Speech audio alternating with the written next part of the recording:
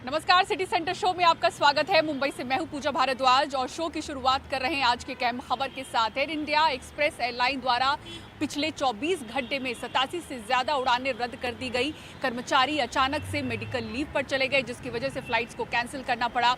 DGCA द्वारा 24 घंटे के भीतर इस समस्या को लेकर रिपोर्ट मांगी गई है। सुजाता द्विवेदी की रिपोर्ट देखिए। ये परिवार मुंबई से दुबई जाने वाला था। कनेक्टिंग फ्लाइट लेनी थी, लेकिन वह फ्लाइट भी अब छूट जाएगी। एयरपोर्ट पहुंचने के बाद पता चला कि उनकी उड़ान रद्द कर दी गई है। उनकी ये भी शिकायत है कि यहाँ किसी ने उनसे ढंग से बात तक नहीं की। वो रूडनेस बात कर रहे थे, आप लेट हो गए हमारे से। फिर हमने उनको रिक्वेस्ट भी किया तो बोला कि मैं ही सीनियर हूँ, वो यही बोल रहे थे। हम लोग से जबरदस्ती मत करो, ऐसा बोला। जबरदस्ती हम नहीं कर सकते, हम लॉ के अंदर है। मैं बोला ठीक है, आप लॉ के अंदर है, लेकिन आप अपने सीनियर से तो बात कर सकते। मुझे नहीं लगा ऐसा कोई सपोर्ट कर रहा था। कस्टमर सर्विस जरा भी नहीं है एयर इंडिया में। कैंसिल करने में पहले सबसे भी बहुत बार ज्यादा ट्रैवल किया है। कैंसिल करने में नंबर 1 है वो लोग। फटाफट कैंसिल तो तुरंत मार दिया उन्होंने, स्टैम्प के कैंसिल हो गया है। लेकिन रिक्वेस्ट हमारी ले रहे नहीं थे। हमने बोला भी उनको कि सर हमको जाने दीजिए। कस्टमर सर्विस नहीं दिया, जिस तरह से जो स्टाफ बिहेव से बात कर रहा है ना, वो अच्छा नहीं लगा मुझे। बस ऐसा, एटलीस्ट लेडीज है तो उसको तो देखना चाहिए।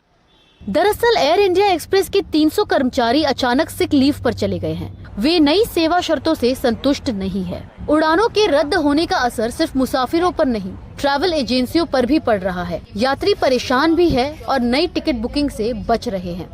समर वेकेशन से सारे पैसेंजर्स ऑन हॉलीडेज उनके प्लानिंग थे, उनको लास्ट मिनट इम्पैक्ट हुआ है। फ्लाइट कैंसिल हुई है, उनका कंप्लीट पैकेज आगे की जो उनकी ट्रैवल्स थी वो सब इम्पैक्टेड है।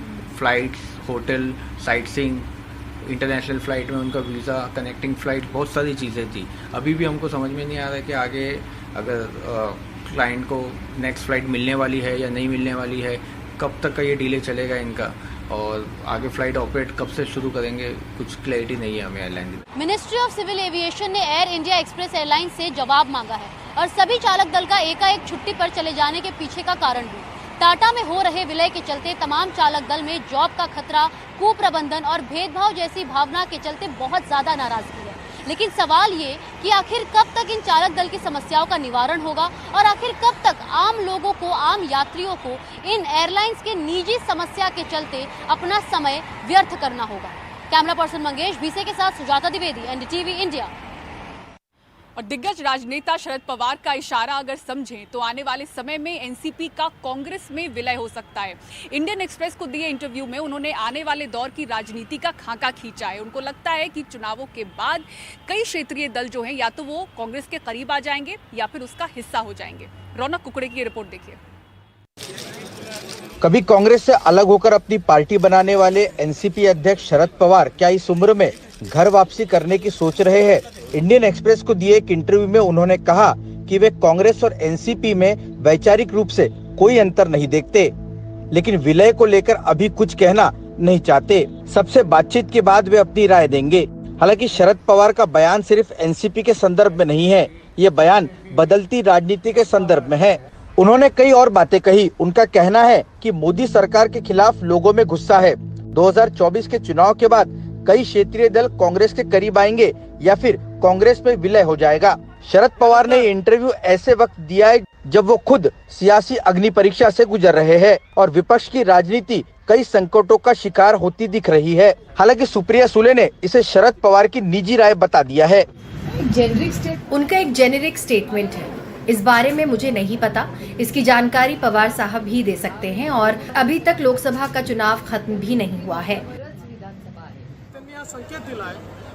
शरद पवार जी ने ये संकेत दिया है कि उन्हें अपनी पार्टी चलाना संभव नहीं होगा, इसलिए वो इस लोकसभा चुनाव के बाद अपनी पार्टी कांग्रेस में विलीन करेंगे।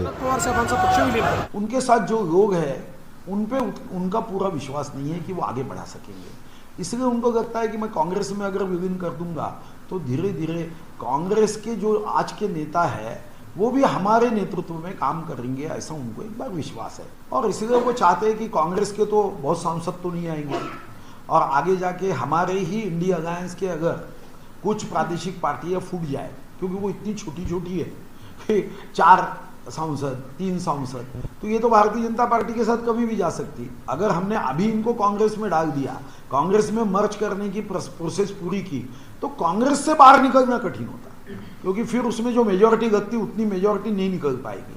इसलिए अभी से उन्होंने ये बातें शुरू कर दी। इसमें कोई शक नहीं है कि अजीत पवार खेमे की बगावत के बाद सीनियर पवार अकेले पड़ गए हैं। उनके पास मुट्ठी भर ही नेता बचे हैं, लेकिन वो जो कुछ कह रहे हैं उसे एक नेता की रणनीति नहीं, एक राजनेता के दूरगामी आकलन की तरह भी देखा जा रहा है। शरद पवार का बयान वैसे हमेशा ही सुर्खियां बटोरता है, लेकिन उससे ज्यादा उसके दूरगामी परिणाम वाला भी होता है। पवार ने अखबार को दिए इंटरव्यू में जो बड़ी बातें कही, उससे दो बात साफ होती है।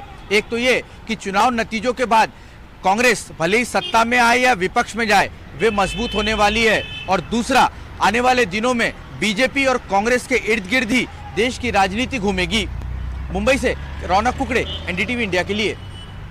और अब ये बात करते हैं हरियाणा की, जहां भारतीय जनता पार्टी सरकार को चुनावों के दौरान बड़ा धक्का लगा है। 3 निर्दलीय विधायकों ने सरकार से समर्थन वापस ले लिया है, ये कहते हुए कि चुनावों के दौरान वो कांग्रेस का साथ देंगे। देखिए रिपोर्ट।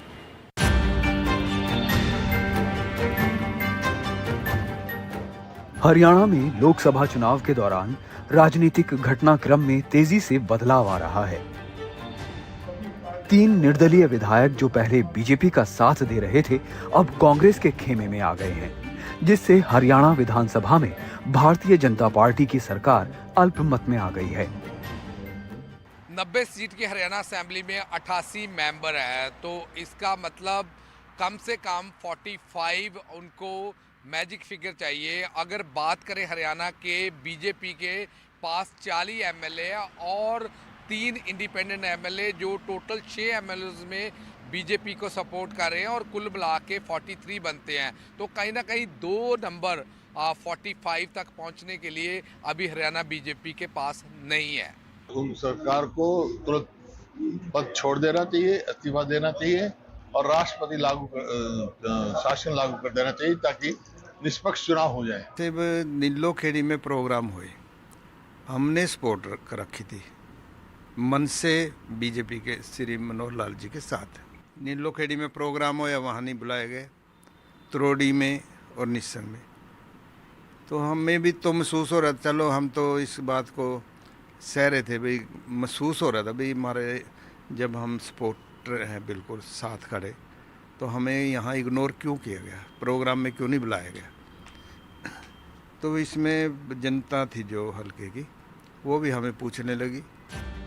नायब सिंह सैनी, जिन्होंने 2 महीने पहले ही मुख्यमंत्री पद संभाला है, इस मामले पर संभल कर बोले, लेकिन ये नहीं बताया कि उनकी पार्टी सरकार पर इस खतरे को कैसे निपटेगी। तो आपको क्या लगता है, कोई पॉलिटिकल डील हुई है कल जो भूपेंद्र सिंह हुड्डा के पास चले गए? क्या लगता है? तो भूपेंद्र सिंह हुड्डा को मालूम है, और इसको पूरा प्रदेश भी जानता है, पूरा देश भी जानता है, कांग्रेस के चरित्र को, कांग्रेस के जो उनके कार्यक्रम होते हैं उनको पूरा देश जानता है। हरियाणा विधानसभा अध्यक्ष की भूमिका अब अहम होगी।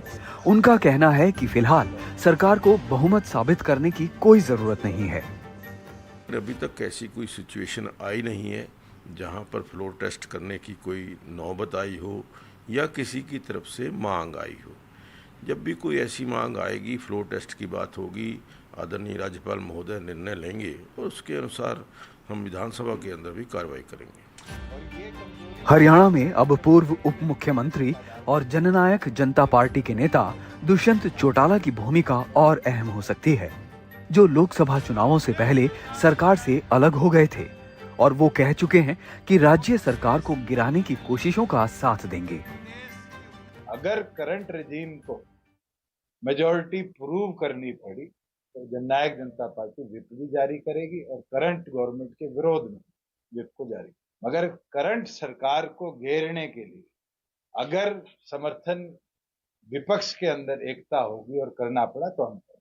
चलो आधे इधर है आधे उधर है, जिस दिन व्हिप होगा 10 के 10 लाइन में खड़े दिखाऊंगा। हरियाणा में इस समय सबसे बड़ा सवाल ये है कि नंबर किसके पास है। कैमरामैन राजेश के साथ गुरप्रीत सिंह चीना, NDTV, Karnal, Haryana. Gang war और भारत विरोधी खालिस्तानी गतिविधियों के लिए कनाडा बदनाम हो चुका है। एनआईए के दस्तावेज जो हैं वो इस बात की तस्दीक करते हैं कि किस तरह से कनाडा खालिस्तानी आतंकियों के लिए भारत विरोधी साजिशों का लॉन्चिंग पैड बना हुआ है और वहां से अलगाववादियों को मदद मिलती है। नीता शर्मा की ये विशेष रिपोर्ट देखिए। कनाडा के सरे कोर्ट हाउस के बाहर जुटा सिख अलगाववादियों का हजूम।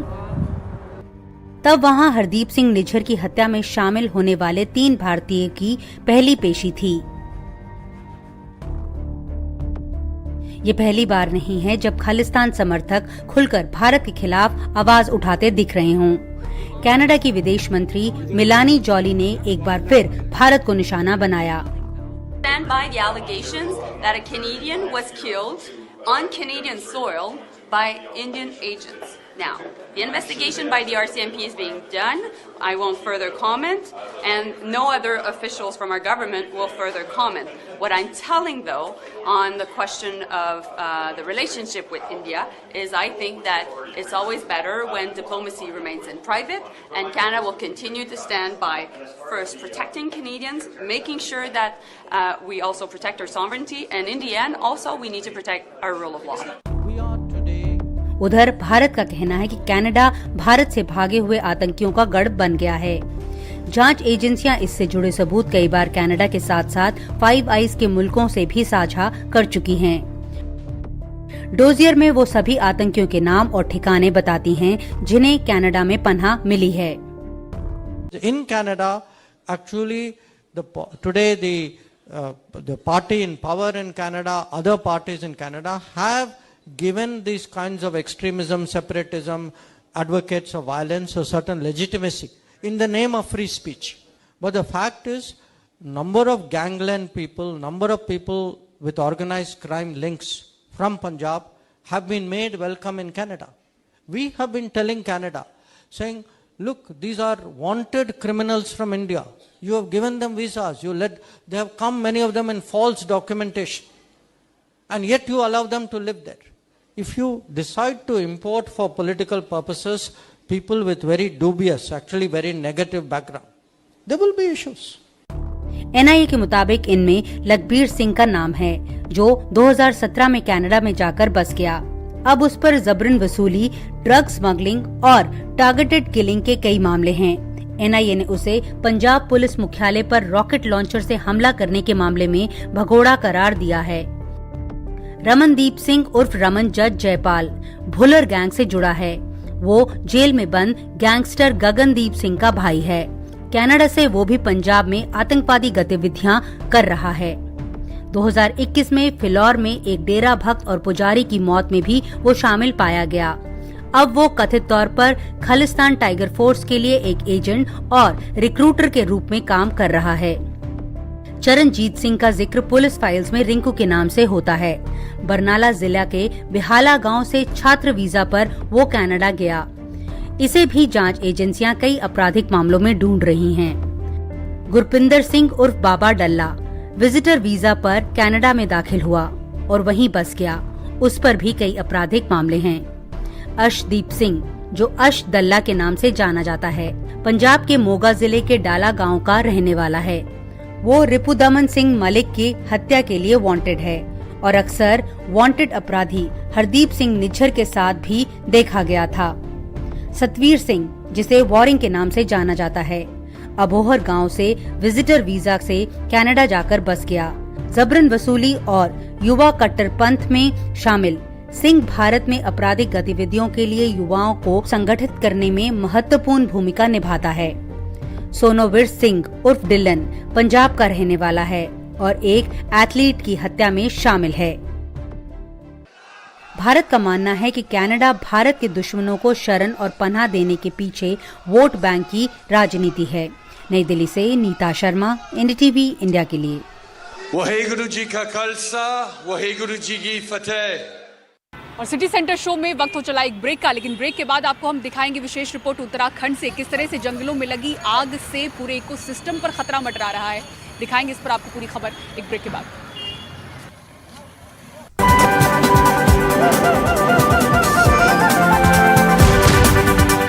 और अब आइए बात करते हैं उत्तराखंड की। उत्तराखंड के जंगलों में धधकती आग की गर्मी और ब्लैक कार्बन पार्टिकल्स की वजह से हिमालय के ग्लेशियर्स के पिघलने का खतरा बढ़ गया है।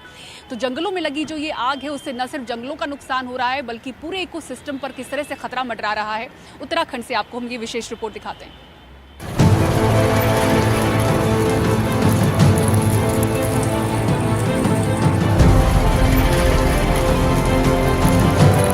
उत्तराखंड में जहां तहां ये सुलगती आग कुछ इलाकों में बारिश के बाद काबू में आ गई है, लेकिन कई इलाकों में भटक रही है।